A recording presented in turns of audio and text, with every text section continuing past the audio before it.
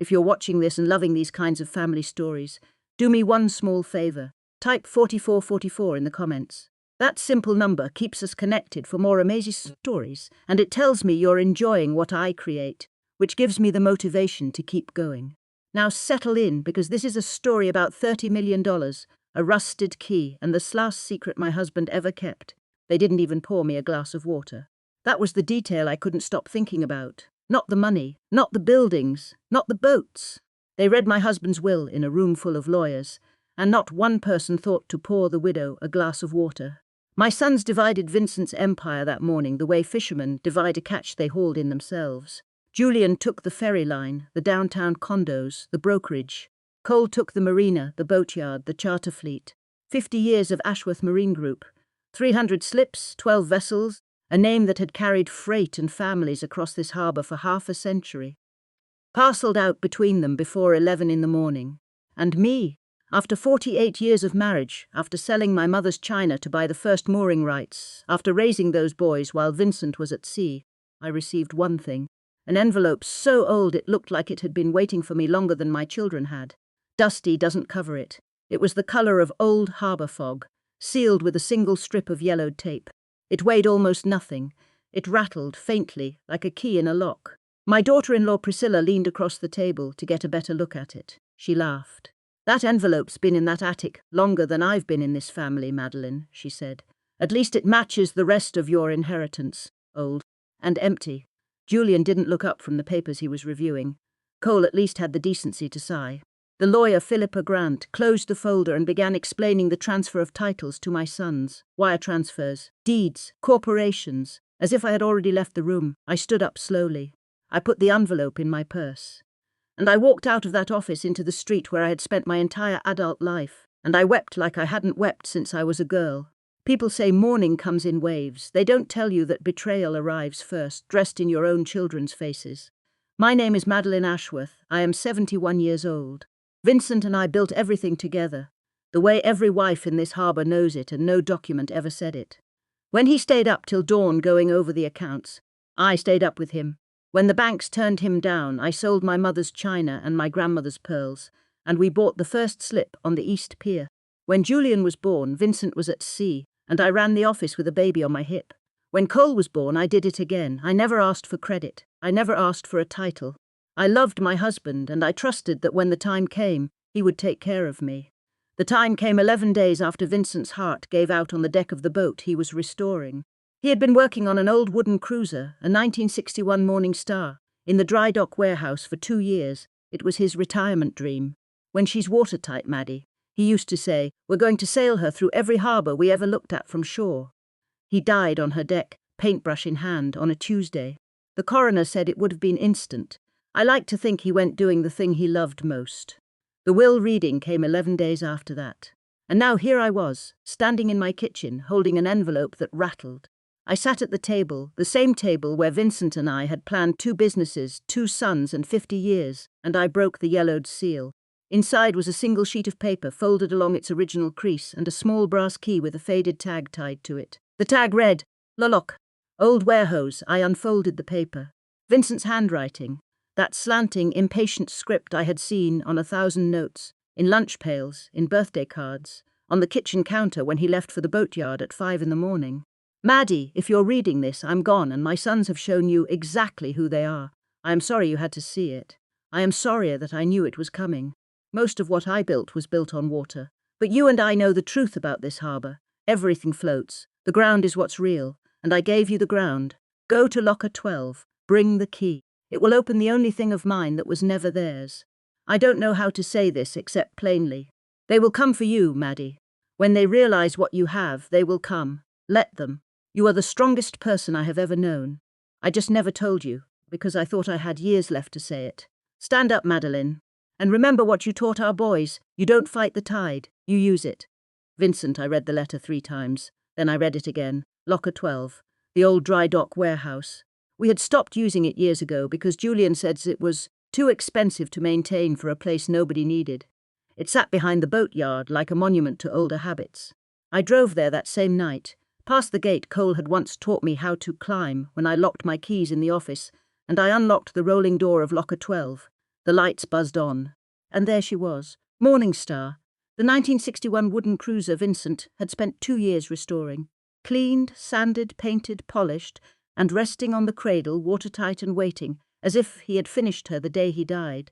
I walked around her, touching the rail, the varnished deck, the little brass plate he had polished 1,000 times. I cried there, alone in that cold warehouse, the way I had been too proud to cry in front of my sons. And then I remembered the letter. It will open the only thing of mine that was never theirs. I stepped aboard. Under the cockpit floor, where Vincent kept his tool bag, I felt a plate that moved. It wasn't wired. It didn't need a code. It opened on a single hinge, and underneath, wrapped in oilcloth, was a strong box. The brass key turned without a sound. If you're still with me, drop 4444 in the comments. You know the drill. Trust me, what's inside this box is worth it. Inside the strong box were 4 things. A deed, a sheaf of mortgage documents held by a rubber band, a thumb drive in a plastic case, and a second letter in the same impatient handwriting. Maddie, the letter began. You always signed the papers I put in front of you without reading them. I loved you for trusting me, but I built that trust into armor. Do you remember every January when I made you sign the lease renewals? You'd laugh and say I was the only man in the county who renewed leases he didn't have. I'd say, keep your name on the ground, Maddie. And you'd sign. You were signing something real, the Ashworth Ground Trust. In the summer after our 10th anniversary, I bought the waterfront, all of it. The land under the marina, under the ferry terminal, under the boatyard, under the downtown offices. I paid for it with your mother's China money and the best season the ferry ever had. I put it in your name only. Not mine. Yours. Every January for 4 decades you signed the trust's registrations. You thought you were humouring me. You were actually keeping your name on the ground. Just like I told you. Everything my sons inherited today floats. The docks, the boats, the buildings, the businesses, all of it floats on land that belongs to you. That was the deed. The mortgage documents were the second gift. 18 years ago, when the marina expanded, the loan nearly broke the company. I quietly bought the note. Ashworth Marine has owed the Ashworth Ground Trust $14,200,000 ever since. And nobody in the company has ever known. Your sons didn't inherit a solvent company, Maddie. They inherited a tenant. The thumb drive holds the recordings I paid for and everything my investigator found these last 3 years. Julian has been moving company money through fake repair invoices to a resort deal in the Caribbean. Priscilla has been the one pushing the paperwork. Cole is not innocent, but he is not like them. He is weak, not cruel. There is a difference, and I trust you to see it. They plan to declare you unfit, Maddie, to sign you into a facility and take the waterfront for a fraction of its worth. When you read this, that plan will already be moving. Let it. You have more than they know, and you have me whispering from the grave. You decide what to do with them. I can no longer take care of you, but I have given you the weapons to take care of yourself. I have loved you for 50 years, and I will love you for 50 more from wherever I am. Vincent, I sat on the deck of Morning Star until the sun came up, holding that letter against my chest. My hands folded it and unfolded it 100 times. My mind did the same. $14 million they owed me. The ground beneath everything. A recording of my own children planning to put me away. I did not cry again. Somewhere between the deed and the letter, the crying stopped. Something else took its place. Something cold and clear and very, very quiet. The next morning I called the only number Vincent had written at the bottom of the second letter. Lawrence Brandt answered on the second ring. Mrs. Ashworth, your husband said you would call. He asked me to tell you it would be a month after the funeral, and to be patient if it took you longer to find the key. You knew about the key. I knew about the strong box, he said. Your husband retained me 4 years ago. His instructions were specific. Watch the waterfront, watch his son's hands on the papers for 90 days after his death. He believed. Brandt paused. He believed they would move quickly once he was gone. They already have. I know. The ferry terminal land. A company called Barrows Development has been circling for 2 years. Your son and his wife signed a land option with them last week, Mrs. Ashworth. It grants Barrows the right to buy the terminal parcel for $22 million. Without my signature? There is a signature on the document, Brandt said quietly. It is not yours. I felt something close the door behind my eyes. Who forged it? We're still tracing the handwriting. But the recording network your husband paid for caught a conversation last Tuesday. I think you should hear it. He played it over the phone. Julian's voice, smooth and impatient. Once the old woman is declared unfit, we move on the sale. 22 million for the terminal land alone, and with the marina parcel in the same deal, Barrows goes to 140. $140 million, Priscilla, for a piece of land we already own. Almost own, Priscilla corrected. The signature's taken care of, I told you. The doctor is a formality. The doctor? A geriatric specialist. Folks call him for capacity evaluations. He's very agreeable if you pay him ahead of time. Friday. We bring him to the house. She answers a few questions wrong, and it's done before the weekend. Cole doesn't know. Cole doesn't need to know. I listened to the whole thing twice. My own children in my husband's own house discussing the colour of my future the way you'd discuss repainting a kitchen. Mr. Brandt, I said, what's the waterfront actually worth? Appraised straight with the terminal and the marina land together. 140 million, give or take.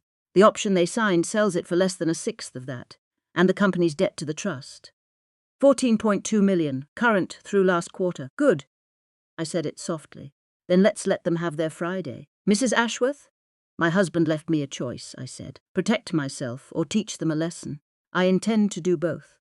The week that followed was the hardest acting of my life, and I have acted plenty. I spent 48 years pretending our sons were fine, when Vincent and I both knew better. I let the calls come, Julian with his practiced concern. Mom, you've been so quiet. We're worried about you living alone in that big house. Priscilla, with her brochures. Harbourview Gardens has a memory wing, Madeline. Lovely light, wonderful people your age. I nodded, I thanked them. I asked gentle, foggy questions. I let my hands shake over my tea. I let my words wander just enough to make them hopeful. Cole came once, alone, and the whole time he couldn't meet my eyes. He sat on my porch, turning his cap in his hands. Mom, are you taking care of yourself? I'm fine, Cole. Julian says you've been forgetting things. Does he? He looked at the harbour. The Morning Star's ready, he said quietly. The boat, she's watertight. Dad would have. His voice broke. Your father, I said gently, knew exactly what he was doing, Cole. He always did. Cole left without saying anything else. That was the moment I decided the truth about him. Weak, not cruel. Vincent's words, and Vincent was never wrong about boats or people. Friday came. It arrived with Priscilla's car in my driveway and Julian's behind it, and between them stood a man in a grey suit carrying a leather case. Mom. Julian's smile could have been printed on a billboard. This is Dr. Greer. He's going to do a little wellness check. Just routine, for your peace of mind. Come in, I said. Please. The kettle's on. They came inside. Greer set his case on my kitchen table, the same table that had held 50 years of birthdays, and my mother's china before I sold it, and the mould for Vincent's first ferry ticket. Mrs. Ashworth, he said. I just need to ask a few questions. Can you tell me what day it is? Friday, I said, and the date? June the 14th. And do you know where you are? Home. The house Vincent and I built in 1978, at the corner of Harbour and Cedar. Very good, he smiled. And can you tell me, Mrs. Ashworth, who manages your affairs now? There it was, the trap door in the conversation. If I said my sons managed everything, I confirmed dependence. If I said I managed them myself, an elderly woman claiming financial competence could be called confused. If I mentioned the trust, they'd call it delusion. I looked past the doctor, past my children, out the window to the harbour, where Morning Star was waiting in the warehouse. I can tell you exactly who manages my affairs, I said, and I stood up. Why don't I show you all? Julian's smile flickered. Mom, the doctor just needs. The doctor can follow me. I walked out the back door, and after a beat they followed. Julian and Priscilla exchanging glances, Doctor. Greer clutching his leather case, and behind them all, Cole, who had arrived late, looking lost in his own family. I led them through the yard, down the path to the old warehouse, and I rolled open the door of locker 12. Morning Star sat in the light like a sleeping animal. What is this? Julian laughed. Dad's boat project. Mom, this is not a good time for. Open your present, Julian. What? The company, I said quietly. You were given the company.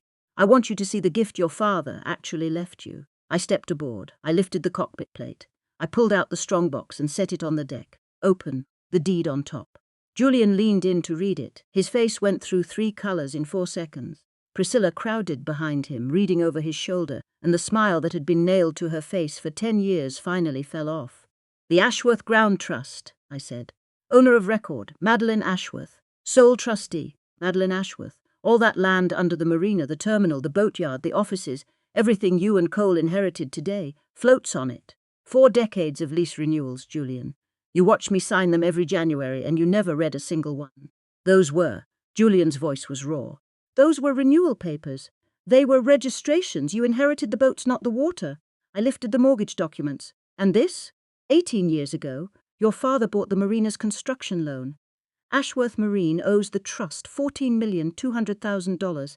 Your father didn't leave you a company, Julian. He left you a tenant's lease. Priscilla laughed, a short, brittle sound. This is absurd. You're a widow who lost her husband a month ago. This is grief. This is confusion. Julian, I said, tell your wife to stop. He couldn't speak. He was staring at the deed like a man watching his own house burn. Now the thumb drive, I said. I've heard the recording of you and Priscilla planning to have me declared unfit. Last Tuesday, I've heard the option you signed with Barrow's Development, with a signature that isn't mine on it. The district attorney hasn't heard them yet. He will unless I decide otherwise. Behind them, Cole made a sound I had never heard from him, a small broken exhale. Julian, what did you do? Nothing, Julian snapped. She's confused, Kohler. Look at her, Cole said. She sounds like Dad. She's the only one in this room who sounds like Dad. Priscilla grabbed the deed off the deck, scanning it, clawing at the language with her eyes. This is notarized. She looked up. This is dated. 4 decades ago, I said. Your husband was 8 years old. The silence in that warehouse was absolute. The kettle back at the house rattled on its burner, the only sound in the world that made sense. I'm going to give you both a choice, I said. Right now, in front of your brother and your God. Mum, Julian started. The option you signed disappears. The forged document goes to the district attorney's office, and you tell him the truth about who signed it. And the company pays its debt to the trust in full within 90 days. Or I call in the note and take the fleet. You can't, Priscilla hissed. You'd destroy your own family too. I'm not destroying anything, Priscilla. Your husband's signature on a forged document did that. Your plan to declare me unfit did that. All I'm doing is standing on ground I've owned for 40 years and asking you politely to get off it. Cole stepped forward slowly, like a man walking through deep water. Mom, the terminal land. Barrows. That's why they were. He turned to Julian. You were going to sell the ground we grew up on. For $22 million of someone else's money. Stay out of this, Cole. I'm in it, Cole said. I've been in it all along. I just didn't know what I was in. He looked at me, and his eyes were wet and clear at the same time, which is the only honest way a man can look. I signed a board consent for the option.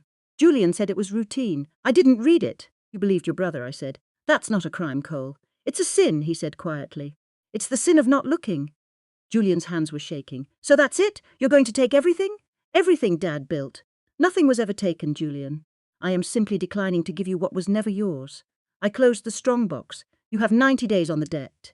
You have 1 week to walk into Philippa Grant's office and untangle the option, or I walk into the district attorney's. And if either of you steps foot in Harborview Gardens looking for a room, you can keep walking.